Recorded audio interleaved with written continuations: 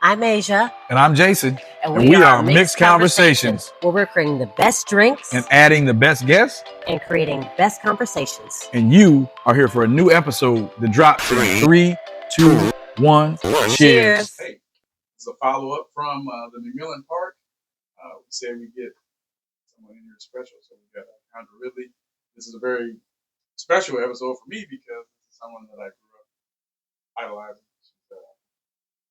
So just been part of our lives, Weiser Park area, and I know her family. So, like I said, this is a big one for me. I'm very excited. We are at African American Historical Society Museum, located at 436 Douglas, and we're So what are some landmarks here? We're by across the street from the Automotive Center for Anthony's Career Center. Okay, yep.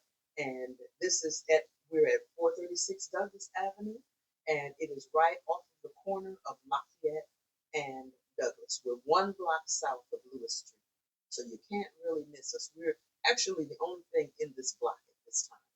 There's a yoga studio that's on the corner of Douglas and Lafayette, and we're the next building going east. So we're welcoming everyone to come and visit the African and African American Historical Museum. This place has been in our community, serving the educational and cultural needs of this community for 25 years. Wow. And our curator, founder is Mrs. Hannah Stiff, that's what I'm saying. the late Hannah Stiff, whose memory I hope will live forever, in that she was an educator for Fort Wayne Community Schools. My mom said privilege from my mom. Really wonderful. I guess she was like a predecessor to the great Dr. Wendy Robinson. She definitely, yes. She was a trailblazer and one of the early teachers in Fort Wayne, Black teachers in Fort Wayne Community Schools. But after she retired from Fort Wayne Community Schools, after working there 33 years, she carried on her educational work by helping to establish this museum. And we're grateful for it. And today I'm just going to take you on a little quick tour. Just so you know, this is still Asian Jason, Mixed Conversations. Again, we're here. She's going to take us through the museums. We do this a little different. Normally, we've got a podcast format. We kind of sit down, hanging out. But since we got such a great guest, we're going to let her basically drive. And we're here hanging out, just absorbing everything. Great place. Hope you enjoyed this episode. Like I said, something a little different for us. But like I said, due to the fact that she's such a big piece of our community and done so much for so many people over the years, we are going to let her do her thing. Like I said, this is a big one for me personally. I know Asia's the same way. So. Yes, and we're going to have the website of the center in our description, so you guys can check it out. This is a great place. Yeah. Yes. Something that needs to grow. Yes. So we need you. We want to take you through on a quick run through. This is the entrance way to our building. This is our red room. Red, black, and green is featured here, and this is the room where we honor various thought leaders who have impacted African American life over the past 200 years. In the center, we show a picture of the Honorable Marcus Garvey, who, though he was not an American, he came to our country in 1915, and he was a great influencer of thought and helped Black people in this country and throughout the world come to understand and appreciate their history and take pride in who they were. And he established an economic program that was more comprehensive than anything that had been created before. So we honor him. We have pictures of W.E.B. Du Bois, who was also a great thought leader. And we have Dr. Carter G. Woodson, whom we'll be honoring. The top picture on the wall. He was the gentleman who established Negro History Week in 1926, and in 1976 it became known as Black History Month. So we'll be celebrating him in 2026 because that'll mark the 100th anniversary. So we want you to stay tuned and come be involved. We want you to see there are a lot of different people. Mrs. Hannah Stiff is over here on the wall. We want you to know about her because she's one of our local heroes, and we feel like we have to learn how to honor our own. This is Mrs. Stiff right here, and her very good friend, Miss Jackie Patterson, and some of the other people, Miss Gladys Wilson, who was a great genealogist. I'm in the picture as well, and Miss Joyce Graham is at the top. And we've done a lot of programming out of this out of this place. We have a lot of things here that feature Africa because one of the things we want to do is unite Africans from the continent with Africans born here in the United States. We want them to have unity and knowledge of self and great empowerment. This is our area where we give honor to the ancestors, many who lost their lives as they made that transition from Africa to America. So this shows the slave ship, and on the other side you can see the rough. We put this up. A young lady who is our board member, Miss Heather Essex, she redesigned this for us, and we have people touch on this just so you can feel what it might have been like for your body to be laying against this for months at a time as the journey was made. So we honor those ancestors who lost their lives and those who were blessed to be able to survive it so that we could be here today.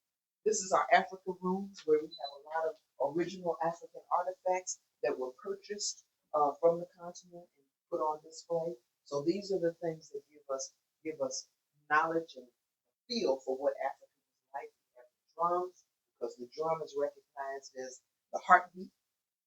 So we know we got to have a strong heartbeat in order to stay alive. So we got a lot of beautiful things in here that people can come and experience and learn about.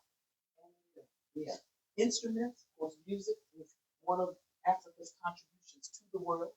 And we have a lot of the instruments that are still in existence today had their beginning in Africa. This is a room that we devoted to learning about the various countries that are on the continent. Presently, there are 54 countries on the continent. Africa was divided up during colonialism. It's different today than it was originally, but it's still the second largest continent. So we have all the flags that you can learn about. Our next room kind of gives you a picture of the resistance. We like for people to know that though African people were enslaved and brought here against their will, there was always resistance. And, we recognize Crispus Attucks. He was recognized as a martyr for freedom because he was the first person to die during the Revolutionary War. And that's when the colonies separated from England. And who was the first to die? Black man. We show here the fact that Fort Wayne is one of the places that was on the Underground Railroad. We honor the great abolitionists and people who. You said this is the actual. This is an map? actual. That's a map of how the Underground Railroad in Fort Wayne was on the Underground Railroad. Wow. Yes. Wow. And then of course Levi Coffin has a home that's down it's south, along this path. But he had a home where he allowed after the enslaved to stay in his great abolitionists and people who. You said this is the actual. This is an map? actual. That's a map of how the Underground Railroad in Fort Wayne was on the Underground Railroad. Wow. Yes. Wow. And then of course Levi Coffin has a home that's down it's south, along this path. But he had a home where he allowed after the enslaved to stay in his home during the day. So this they is could basically learn about- wow. Yeah. Robertson Robertson Farm, yeah. You think that might, you never know, that might be Yeah. some of your relation. But we have, of course, the great Frederick Douglass, who was born in slavery, escaped, and then spoke out very eloquently about the horrors and atrocities of slavery. And wanted people to be able to express them. And these are some of the other things that happened. We know probably one of the most recent resistance efforts was when people all over the country and the world protested the way policemen were being brutal to black men and black people in this country, and when George Floyd was killed. So these are some of the signs that were actually carried during the protests here in Fort Wayne. So continue to hold up the resistance to oppression and to mistreatment because of skin color, racist. In this room, we honor Mr. William Warfield. Mr. Warfield is a very important and prominent person in our Fort Wayne history because he became our leading African American entrepreneur. He came to Fort Wayne in the late 1800s, and he opened up a boarding home so that men who were working for the Pennsylvania Railroad could have somewhere to stay while they worked on that was here. Yes, and this man was dynamic, and he was already educated to be a teacher when he came to Fort Wayne, but of course there were no teacher jobs at that time. He wrote a book, didn't he? He has a collection of diaries that were donated to the museum, and every day this very, very intelligent man wrote information about his own personal life, local life, national life, and international things. It's a profound thing. You can now access that information at Acpl.info. They have his diaries available. I'm just looking at this. So he basically, this is his area. He's central. Is his area. This is one of the homes that he was owner of. He owned another house. Oh, wow. I was Yes. saying, yeah, because he's central. So he went, So he was remains a home at numerous churches, businesses. Exactly. And he passed away in 1936. He has family still here. Johnny Bright is an outstanding athlete who grew up right over, I think his street was Hugh Street. And he grew up here in Fort Wayne, but became an outstanding football player. Ended up moving to Canada. But because of Johnny Bright, the face guards that are now on football helmets, they were started because of this man. Because he encountered a racist incident in a college football game where they attacked him and so terribly hurt him that he couldn't complete his football season. But he was in line to probably be the first black in the Heisman Trophy. But because of the way that he couldn't complete his season, but he's still dynamic, and he became a great educator in Canada. This room, and we also honor Mr. Barnes, Mr. Roosevelt Barnes. We're presently working on a project where we're honoring Mr. Barnes for all the homes that he built. He was a contractor, and he built homes in the Southern Heights area. It's an area that's north of Paulding, and So that's between right Pettit and Paulding. So that's the one. Why can't I see it? That's the one. Is the Stiff lived out there? A lot of other black families. That's the one next to Crown County. Not that far out. Not that No, far out. Okay. no, just between. Just think of Paulding on the south, Okay. Pettit on the north, and So that whole whirling and right in all it's that. like Okay. it's Yeah. Gatewood Drive and Belmont, and he built at least 5 Oh, okay. churches. You're down. You're talking from the whole thing. Yes. Okay. Yeah, he built 30 houses. So this is our room that we go to inventors. But we just show you all these things because there are so many things. This is a listing of some of the inventions that were created by African Americans. Now you know that patents weren't given to people, black people, in the early days. So many of the things that they invented, their inventions were stolen by other people. These are some of them. So we honor all of them. Of course, are grateful for the things that they did create because they surely improved American life because of different convenient things that they all like to do. Yes, so we have books in this museum. We have all kinds of things, but we're looking for people to come and be a part of this museum. We need memberships. Memberships are $60 for the year. I think that's only $5 a month. So there's all sorts of things that you can learn here. Your membership will allow you to get into the museum. We're offering membership, tours to anyone who wants to come into the African American Museum. You can make reservations for 5 people. We'll set it at a convenient time. How about say what? So it's not necessarily hour based. Nobody's No, we physically don't sitting here, have but you just anyone kind in of set here. up. Okay. The tours are set up so that the board members. But we're hoping to grow this again. At one time it was thriving. We had set hours every day. But I think the whole idea of doing tours on demand will make it a much more useful place and get more people through the door, get more interest. So we're hoping that we'll grow to a place where we can have a full museum that's temperature and moisture controlled.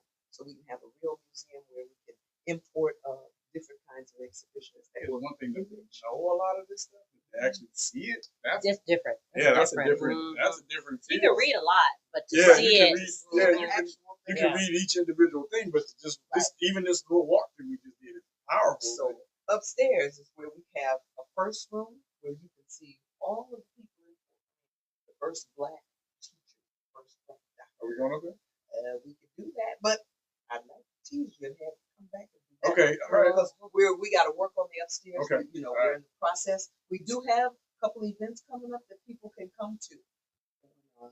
On Saturday, well, I'll give you the first one. On Sunday, September 7th, we will be a part of the Tourist Union. That goes on from 12 to 5 on Sunday, and people can come for free of charge because it's part of it. You know, you get a little passbook and you get it stamped, but people can come through and see the museum at that time. On Saturday, So September. before you go too Where far, do you get the where's that at? So Where do you get the passport at? The passports are available at different places where Be a Tourist is being offered. I've seen them at grocery stores. You can pick up the passports at at CVS. I've Oh, seen them okay. at different places. So basically, what it's going to do is give us the ability to come to places Come like here, this, you different can- different museums in Yes. town. It's We'll all have free on passports, so Sunday. if they want to come, you can go to any museum in the city that's listed in this So that's passport. next Sunday. This Oh yeah, yeah, September September 7th. yeah, with September 1st. So we got to get this episode out too. So, yeah. And so the next event we'll do is September 20th on Saturday. We'll be doing an event called Meet Me at the Museum. And that's just a meet and greet and an opportunity to network with people.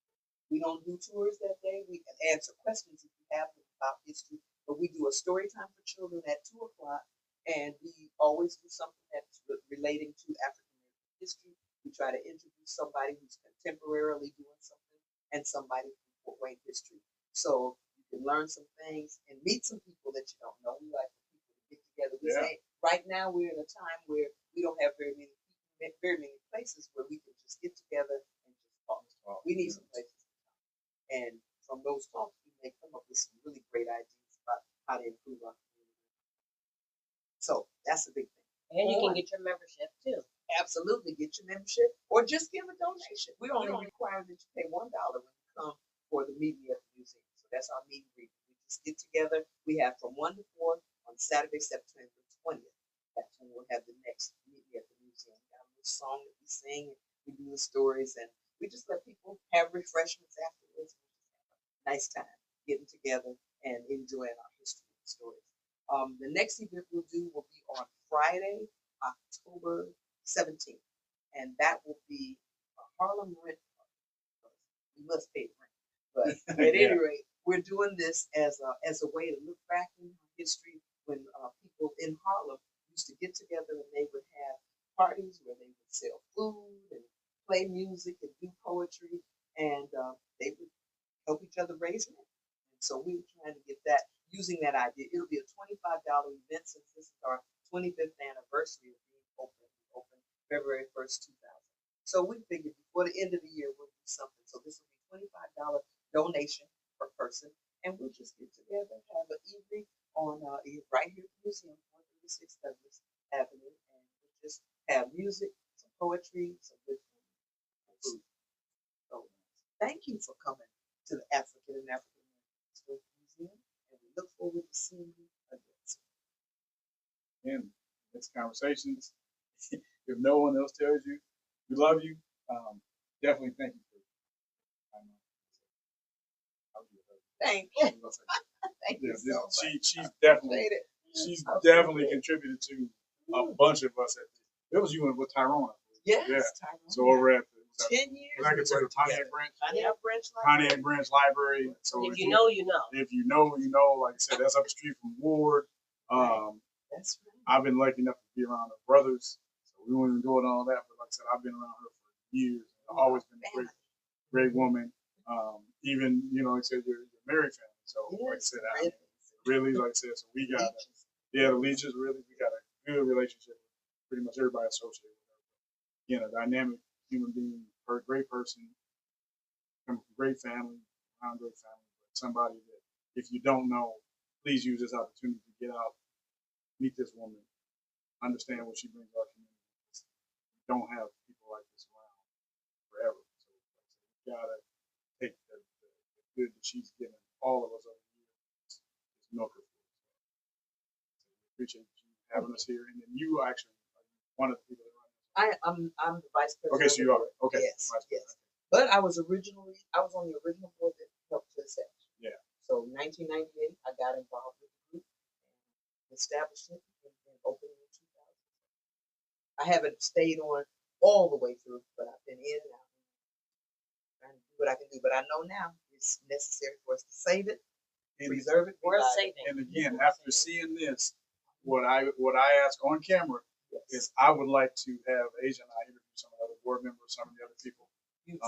Even, like I said, even, I've got other people I know personally, but let's try and coordinate, because I think for us, and, our young cameraman, you need to see what type of people are around. I think right now we get a bad rap on how we treat each other, but, we're all family. We've all grown up around each other. We're all in touch with each other, some way, shape, or form.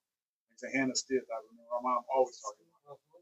Always talking about her. Like that was not, so I had the pleasure of meeting a lot of these people when I didn't know what was going on.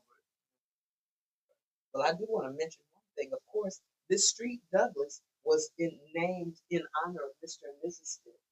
Now, of course, the building that your mother was honored by, the Wendy Robinson Family, Family and Education Center, and it's on this street. It is. So this street was named in honor of Mr. and Mrs. Stith in August 2021, and it's called the Harold and Hannah Stith Memorial Way.